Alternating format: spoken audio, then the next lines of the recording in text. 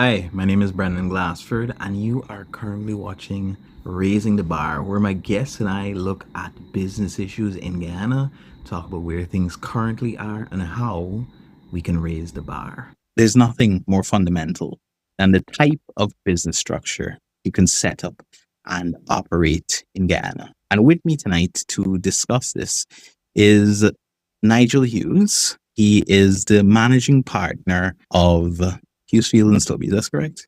Yeah, that's right. Yeah. Thank you for being here with me. Do you want to give a brief background, maybe a sentence or two about your practice here? Yeah. I got admitted to practice in May 1988. And I've been practicing since. I joined Hughes and Stubby that same year in 1988.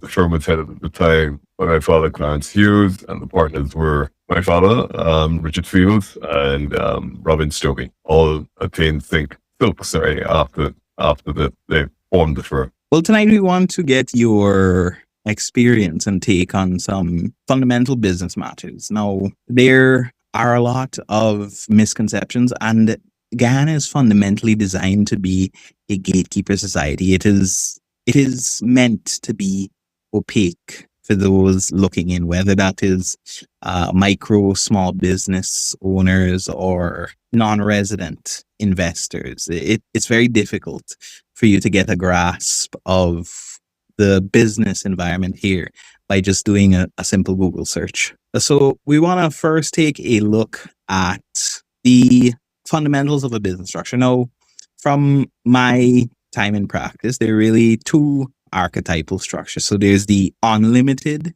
liability type structure, which is going to be business registration. Then there's the partnership. What would you say for people who are going to be starting, their mom and pop business, an unlimited liability structure?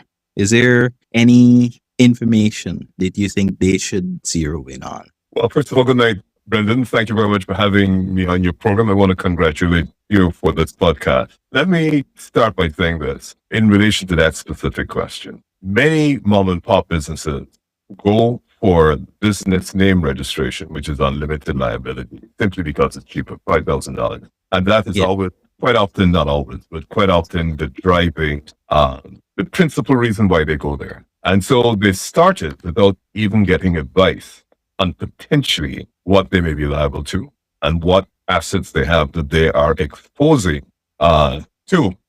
exposing the assets and themselves to in the event that there's a problem. So I'm not sure that the business name registration is the most appropriate vehicle. So to pick probably a very simple example, you decide you're going to start doing plant and chip business. If you talk about a business the former president spoke about, you get successful and you're doing well and you've got long lines and your turnover is going up. God forbid, if somebody gets ill as a result of your plant and chips, they sue you.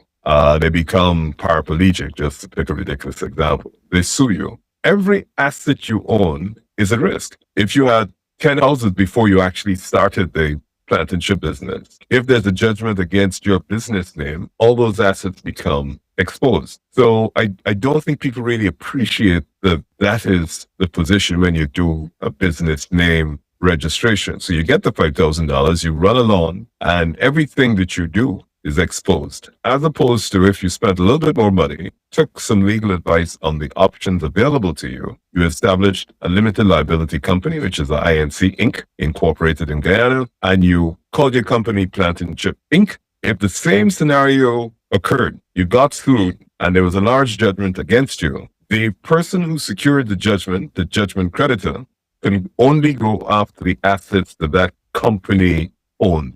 And if all you have in the company's name, let's say, is a truck or a canto or a motor vehicle or perhaps nothing at all, then the judgment creditor could only put that asset held by the company up for sale if it were going to levy against the company or move against it. Or if at the end of the day, they were particularly aggressive, the most they can do is wind up the company, sell the asset, and then take the benefit of it. And I don't think a lot of people appreciate that. And it's very important because we think. Go ahead. I'm sorry. You touch on an important point, which is consultation or seeking legal advice. People would prefer as you say, Guyanese are very price conscious. They're always looking for the least. Sometimes people get in touch with you to do a business structure. The first thing they ask you for is the price. They don't want to have a consultation because they want to call you and several other people, and they'll decide to go to whoever is giving them the best price, not knowing necessarily what they get for that. But what is the reason for the reticence? Is it just that people are looking for the shortest path possible? Are they looking for a shortcut to get from where they are to success? Well, a couple of things there. I wanted to say this too. One of the risks they face is they might call you because they don't want to pay you, or they just want to have a 2-minute conversation. And they ask you a specific question that doesn't really give them the whole picture. So, they ask you something like, does the company secretary have to be a member of the board? You don't know why they're asking that question. It's a very simple question. The answer obviously is no. But they may actually have, because it's a family company and there are other considerations, and they want to put people in various positions of influence, they just ask you that, and unfortunately they don't get the real picture. Now, you ask why that is so. I think perhaps because of our business history in Guyana, coming all the way through 70s, 80s, 90s, 2000s, people think the faster you get to where you want to go with the least complications, that's it. So let me just call Brenden and say, Brenden XYZ. Brenden literally answers those questions without the context. They, of course, get a response, but that response, they don't appreciate it in a limited context. And therefore, when the problem arises, and invariably when it arises, it's huge, they'll come back and say, Brenden, you told me X, Y, and Z. And it's not fair for many reasons. One is I didn't tell you X, Y, and Z because you didn't give me the entire picture.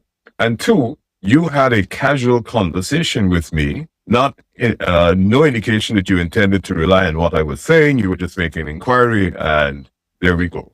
And I think fundamental to this, also to this situation in Guyana, is that people don't believe they should pay for a conversation. They have a real difficulty with paying for a conversation. So you say to someone, my billable hour is X. And if you speak to me for over 10 minutes or 15 minutes, then it's going to be 0.2 of an hour or 0.5 of an hour. And they think, why am I paying for a conversation? So conceptually, they don't realize that consultation actually potentially has very serious consequences for the actions they intend to take in the commercial world. So if you give them a piece of paper, they feel that they're getting something, it's tangible. Whereas if they have a conversation with you, they think, why am I paying you to speak? And so that quite often, that kind of approach to business, and this is for people who have been in business for a long time. The other thing is this, somehow the culture in Guyana is that the more people or that you give somebody, you pay more money for it. And the question they ask, you may literally give a response that could be 2 paragraphs, but it is so well researched, it's so well documented in terms of making sure that the sources are correct, your authorities, etc., are correct, that they then see a 1.5 page opinion.